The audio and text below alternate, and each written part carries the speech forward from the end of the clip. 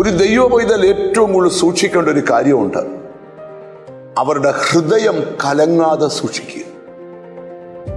ആരുടെ ഹൃദയം കലങ്ങിയിട്ടുണ്ടോ അവരെല്ലാം പരാജയപ്പെട്ടിട്ടുണ്ട്.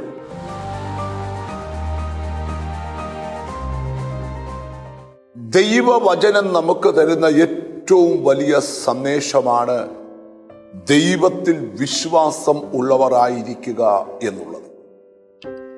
യോഹന്നാന്റെ സുവിശേഷം 14-ാം അധ്യായത്തിന്റെ 1-ാമത്തെ വാക്യമാണ് ഇന്ന് നിങ്ങളോട് പറയാൻ ദൈവം എന്നെ ഫലമേൽപ്പിച്ച ആത്മീക ദൂതൻ.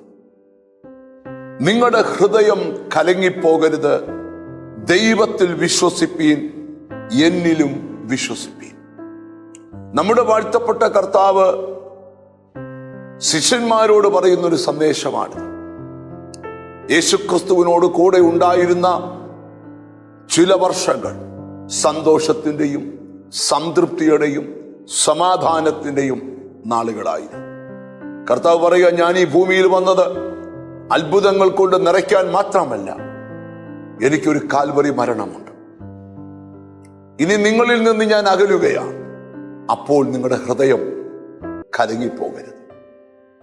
ഒരു ദൈവ പൈതൽ ഏറ്റവും കൂടുതൽ സൂക്ഷിക്കേണ്ട ഒരു കാര്യമുണ്ട്. അവരുടെ ഹൃദയം കലങ്ങാതെ സൂക്ഷിക്കുക. ആരുടെ ഹൃദയം കലങ്ങിയിട്ടുണ്ടോ അവരെല്ലാം പരാജയപ്പെട്ടിട്ടുണ്ട്. വേദപുസ്തകത്തിലെ 2 കഥാപാത്രങ്ങളാണ് മാർത്തയും മറിയയും. മറിയയുടെ വിശേഷത എന്താന്ന് ചോദിച്ചാൽ, കർത്താവിന്റെ പാദപീഠത്തിൽ ഇരുന്ന് നല്ല അംശം തിരഞ്ഞെടുത്തവളാണ്. മാർത്ത എന്ന് പറഞ്ഞാൽ പലതിനെ ചൊല്ലി വിചാരപ്പെട്ട് മനസ്സു കലങ്ങുന്നവളാണ്. യേശു ചോദിച്ചു, മാർത്തയെ മാർത്തേ, നീ പലതിനെ ചൊല്ലി വിചാരപ്പെട്ട് മനം കലങ്ങുന്നത് എന്തിന്?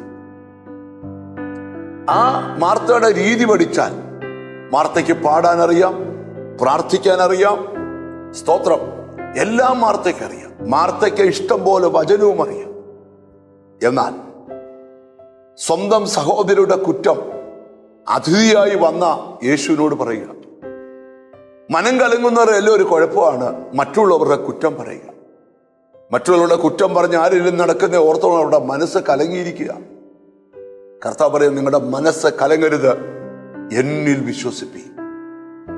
ഏത് പ്രതിസന്ധി വരുമ്പോഴും മനസ്സു കലങ്ങാതെ ദൈവത്തിൽ വിശ്വസിച്ച് ദൈവത്തോട് ചേർന്ന് മുമ്പോട്ട് ജീവിക്കുക. നിങ്ങളുടെ ജീവിതം അനുഗ്രഹിക്കപ്പെട്ടിരിക്കും.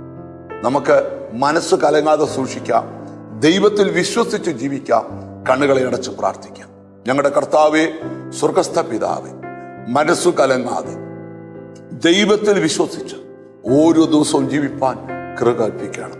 എന്നോട് ചേർന്ന് പ്രാർത്ഥിക്കുന്ന മക്കൾക്ക് വേണ്ടി പ്രാർത്ഥിക്കുന്നു. സ്വർഗം ഇറങ്ങി വന്നവരെ തൊടണം. നിന്റെ നാമം ചൊല്ലി അവരെ പിതാവിന്റെയും പുത്രന്റെയും പരിശുദ്ധാത്മാവിന്റെ നാമത്തിൽ അനുഗ്രഹിച്ച് പ്രാർത്ഥിക്കുന്നു. പ്രാർത്ഥന കേട്ടതുകൊണ്ട് നന്ദി. യേശു ക്രിസ്തുവിൻ നാമത്തിൽ തന്നെ ആമേൻ.